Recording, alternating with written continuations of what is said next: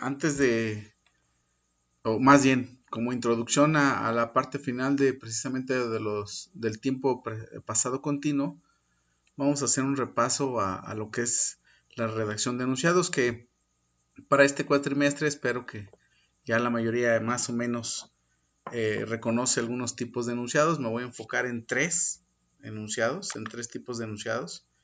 Los más comunes en inglés serían cuatro, pero vamos a enfocarnos solamente en tres ahorita por esta situación ahorita. El primero son los enunciados simples. ¿Sí? Cuando hablamos de un enunciado simple, básicamente es la integración de lo que le llamamos una sola cláusula, o sea, un sujeto. ¿Sí? Como lo vemos aquí en la fórmula, tenemos solamente un sujeto, tenemos un verbo y tenemos un complemento. ¿Sí? Y no siempre se necesita el complemento, pero sí se necesita tener un sujeto y un verbo para poder hacer un enunciado simple. Digamos desde la vista más simplista para integrar los enunciados simples. Lo podemos ver aquí, tenemos aquí nuestro sujeto, luego tenemos nuestro verbo y tenemos aquí el complemento que es last weekend.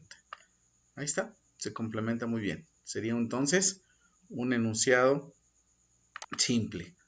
Posteriormente tenemos lo que son los enunciados compuestos. Y los enunciados compuestos, básicamente, tenemos o nos tiene que quedar muy claro que son dos estructuras de lo que habíamos mencionado. Un sujeto, un verbo, un complemento, luego viene otro sujeto, otro verbo y otro complemento.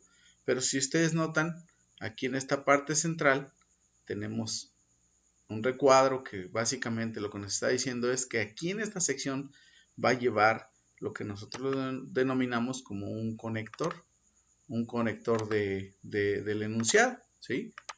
Ahora, cuando hablamos de conectores específicamente para enunciados compuestos, pues básicamente tenemos las palabras que unen las cláusulas y son tres grupos de palabras. Bueno, en realidad son dos grupos de palabras, que son los coordinators, que son los conjunctive adverbs, y además también se puede utilizar un semicolon, o lo que es lo mismo que un punto y coma. Ahora, imaginemos entonces, bueno, primero tenemos que recordar que los coordinators, ¿cuáles son los coordinators? Bueno, nos iríamos aquí, en esta parte donde tenemos precisamente la integración de los coordinators. Los coordinators también se llaman fanboys. ¿Por qué fanboys? Aquí como lo pueden ver ustedes, fanboys. ¿Por qué? Porque se forma una palabrita con con la primera letra de cada una de estas palabras y es básicamente una manera de recordar esos coordinators. Son 7 y por lo tanto pues no podemos olvidarnos, sería que integran la palabra fanboys. For, que significa por, para, and, y, nor, que significa tampoco, but, que significa pero, or, que significa o, yet, que significa aún, todavía, y so, que significa así que. También dijimos que puede haber un conjunctive adverb, o sea, un adverbio de conjunción. Ok, pues solamente puse 5, pero pues digamos que son de los más comunes. No son tantos los que son tan comunes, eran unos 5 o 6. La verdad ahorita solamente tuve tiempo para poner estos, pero aquí tenemos fácilmente cómo reconocer, o más bien cómo verlos. Los conjunctive adverbs, pues aquí los tenemos, es however, que significa sin embargo, furthermore, que significa además, in addition, que significa también además, o que significa también en adición, for example, que significa por ejemplo, it does, así que, ¿sí? Entonces, básicamente son los tipos de palabras de unión, las palabras de unión que tenemos para unir los enunciados compuestos o los compound nouns como estamos viéndolo aquí. Entonces nada más para diferenciar, déjenme marcarles aquí, déjenme ver, aquí tenemos los enunciados y tenemos enunciados simples y tenemos enunciados compuestos. Y ya vimos entonces que tenemos enunciados ¿cómo diríamos? Más bien, palabras de unión que pueden unir los enunciados y que ya dijimos que unen estas dos cláusulas, el sujeto, el verbo, el complemento, y podría haber un coordinador o un adverbio de conjunción o un punto y coma, que es el semicolon. Y luego viene el otro sujeto, el otro verbo y el otro complemento. Lo único que tal vez deberíamos recordar o remarcar es que siempre que tenemos un coordinator, estos siempre llevan antes del coordinator una coma. Siempre.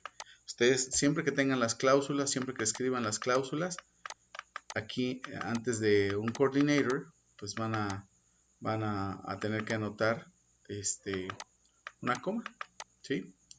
Una coma porque los coordinators siempre van a llevar una coma, bueno, por alguna razón aquí mi software no me ayuda mucho, pero bueno, ustedes con esto ya les queda como claro que cada que tengan un coordinator va a llevar una coma antes. Y cuando tengan un conjunctive adverb o un adverbio de conjunción, básicamente llevan semicolon, o sea, punto y coma, antes del adverbio de conjunción y después una coma.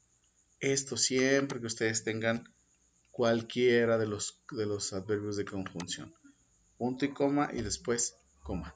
Y así podríamos marcarles a todos. Entonces nada más hay que tomarlo en consideración porque es muy importante la puntuación cuando estamos integrando enunciados. Ahora, les podemos poner un pequeño ejemplo de un enunciado compuesto, ¿verdad? Donde tenemos precisamente que identificar aquí ¿cómo les diré? Los elementos, ¿no? Bueno, primero el sujeto.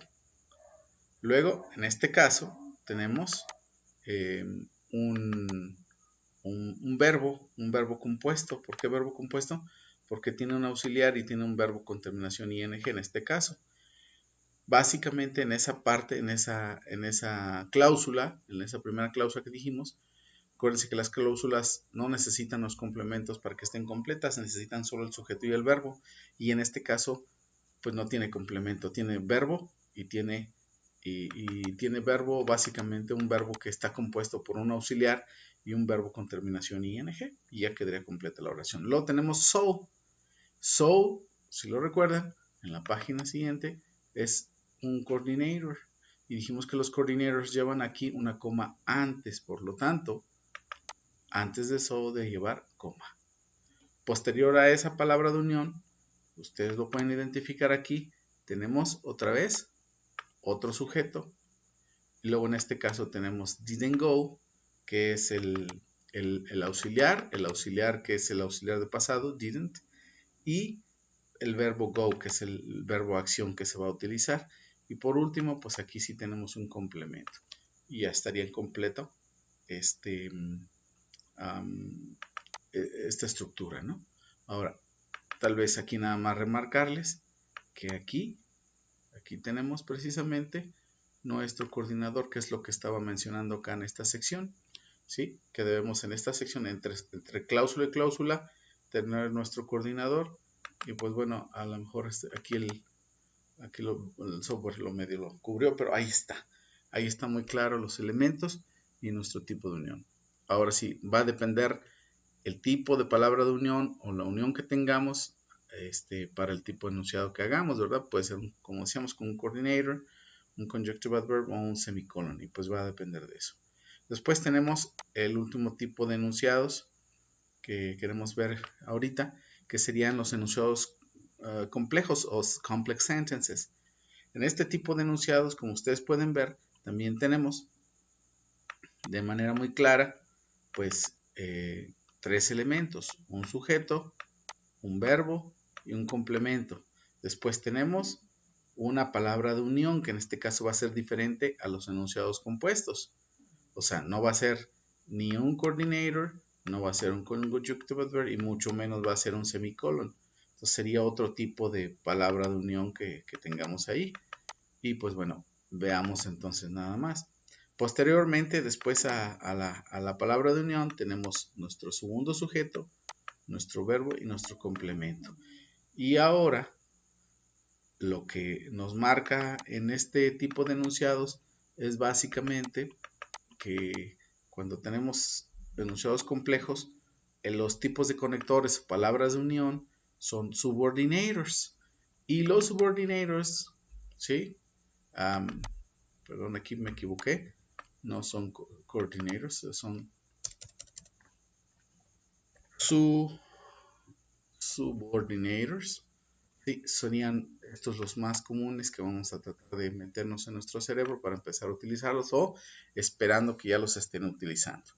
Los subordinators más comunes que tenemos es el because, que significa por qué, el if, que significa sí, when, que significa cuándo, while, que significa mientras, that, que significa qué, en este caso, that regularmente significa ese, esa, aquel, aquello, pero en este caso, como cuando es un subordinator, separando dos cláusulas, entonces significa qué. Y who, que significa quién, ¿sí? Entonces, siempre que ustedes tengan este tipo de palabras, los subordinators, los van a tener separando las dos cláusulas, recuerden, en enunciados complejos. Y hay una cosa importante, así como sucedió en los palabras de unión anteriores, con los conjunctive adverbs y con los coordinators, si ustedes se fijaron, había puntuación específica para cada uno de ellos y lo vimos muy claramente con ellos. Pero cuando hablamos de subordinators no hay ningún tipo de puntuación que tengan que utilizar. Entonces, simplemente ponerlos en medio. Veamos entonces el ejemplo que tenemos para que ustedes observen precisamente esta situación. Y tenemos aquí, I was studying when Peter called me last night. Yo estaba estudiando cuando Peter me llamó anoche. Y ahí tengo, ¿sí? Una cosa que ustedes tienen que entender de los enunciados complejos, a diferencia de los enunciados compuestos, es que puedo cambiar el orden de las cláusulas. O sea, esta cláusula que tengo aquí en esta sección, la puedo cambiar acá antes. Pero esta se llevaría la palabra el subordinador, perdón, que tenga el enunciado. Esta palabra de unión aquí lo cambiaré junto con la segunda cláusula, si lo quiero cambiar de lugar. Eso sería más o menos de la siguiente manera. O sea, eso es posible. Puedo decir el mismo enunciado entonces de diferente orden de enunciado. When Peter called me last night, I was studying. I was studying. Así de secas. Cuando Peter me llamó anoche, yo estaba estudiando. Lo único que si ustedes observan es que cuando tengo primero, o cuando la cláusula, se le llama cláusula subordinadora, la tengo aquí en esta posición, ¿sí? Pues básicamente la palabra, el subordinador que estoy incluyendo, pues se encuentra en medio de las dos cláusulas y tengo cada una de las cláusulas aquí. Si checamos otra vez, podremos identificar muy claramente que tenemos mi primer sujeto, el sujeto con verbo ing, o sea, el verbo. Hay que recordar que entonces sujeto y verbo es lo más importante para que aparezca dentro de una cláusula. Luego viene mi subordinador en medio, mi segundo sujeto, mi segundo verbo y todo lo demás sería básicamente un complemento. Pues ahí está claramente el orden de los factores que ya habíamos mencionado. Lo que hacemos aquí es básicamente en el segundo caso es invertir la posición de las cláusulas. Pero cuando si ustedes se fijaron, les dije que no se usaba ninguna puntuación con los subordinadores. Pero sí se usa una puntuación cuando inviertes el orden de las cláusulas. Si no están en ese orden que yo se los mencioné, cuando tenemos primero la cláusula subordinadora, precisamente se llama por tener el subordinador al inicio, entonces tengo que poner una coma en medio, ¿sí? Porque entonces ya no hay nada que distribuya, que separe de alguna manera las dos cláusulas. Entonces, ¿qué es lo que tenemos que hacer? Pues tenemos que poner una coma para que se separen las dos cláusulas y ahí sí quedaría. Entonces, cuando tengo el when al inicio, la cláusula subordinadora queda al presente, al inicio, perdón, y entonces tengo que separarlos por una coma. Esa sería la situación que tengo que hacer. Ahora, todo esto lo preveo precisamente para que vean en los enunciados complejos algo que ya estamos viendo. Es la mezcla y la posibilidad de usar el pasado simple combinado con el pasado continuo. O sea, se usan mucho. Y regularmente se utilizan en enunciados complejos, como estoy marcando aquí, como pueden ustedes observar en este caso, ¿verdad? Aquí tenemos los enunciados complejos. Entonces, cuando usamos enunciados complejos, pues vamos a utilizar precisamente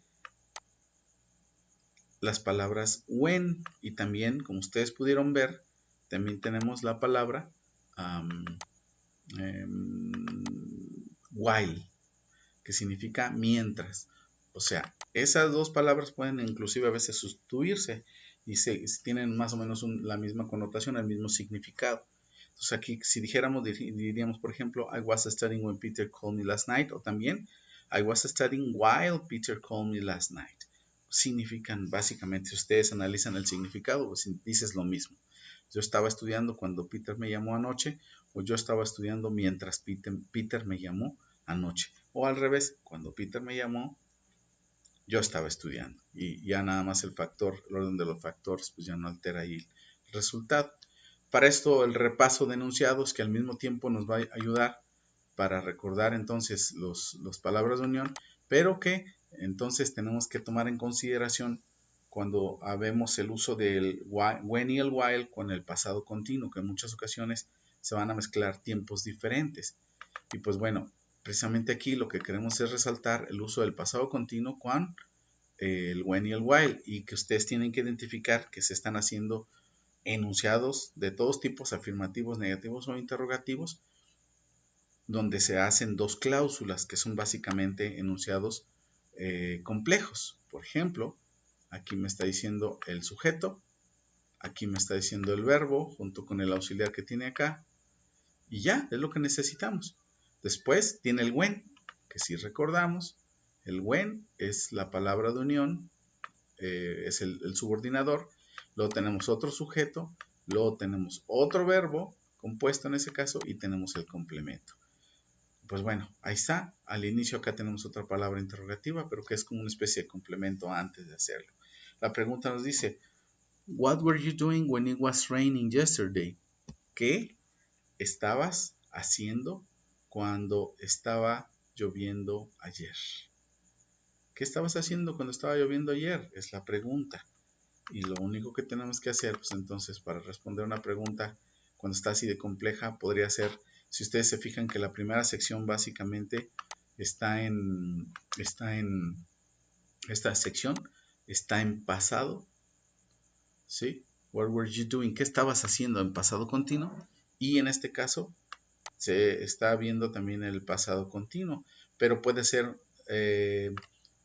una en pasado y otra en pasado continuo, como vamos a ver precisamente aquí en algunos de los ejemplos. Es probable que veamos algunos. Y si no, pues ya sabemos que es posible. En los ejercicios ya también lo podrán denotar muy claramente, que también se ve de esa manera. Y la respuesta a la pregunta sería, yo estaba mirando televisión cuando estaba lloviendo ayer. Y lo mismo, tengo mis elementos de identificación, mi sujeto, mi verbo compuesto, mi complemento. Luego viene la palabra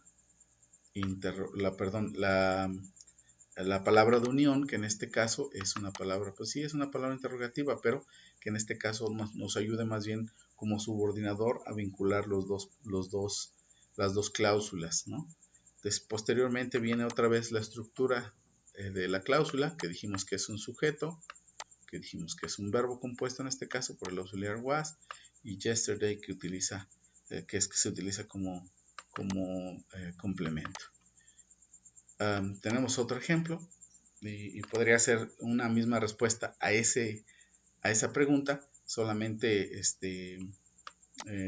pues una respuesta diferente, pero básicamente es lo mismo, ¿no?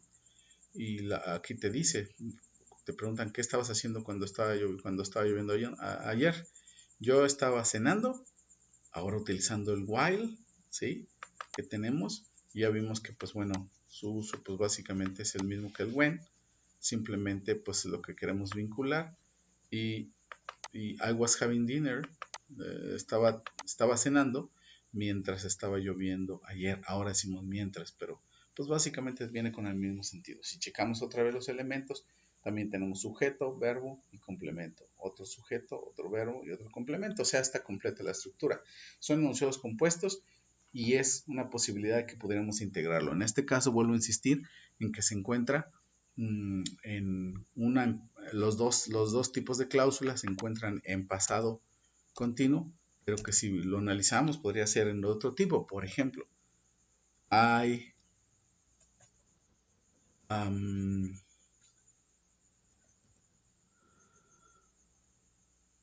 felt asleep when it was raining. Igual con el complemento de yesterday. Y ahí lo tenemos. I felt asleep. I felt asleep significa me dormí o me quedé dormido. Y en este caso, si ustedes se fijan, ya no hay el verbo con terminación ing ni el auxiliar was que teníamos en los casos anteriores junto con el verbo en terminación ing. Igual en esta sección was y verbo con terminación ing. Aquí no. I felt asleep, me quedé dormido. Cuando, when it was raining, ya tenemos el sujeto, cuando estaba lloviendo ayer, el complemento. Entonces, una posibilidad de mezclar el pasado continuo con el pasado simple, dependiendo obviamente de lo que queramos decir, ¿no? Y con esto nos muestra básicamente la integración de enunciados compuestos y al mismo tiempo la mezcla del pasado continuo usando when y while y la posibilidad de mezclar el pasado continuo con el pasado simple. Pues esa sería la sección ahí que tenemos ahora para cerrar.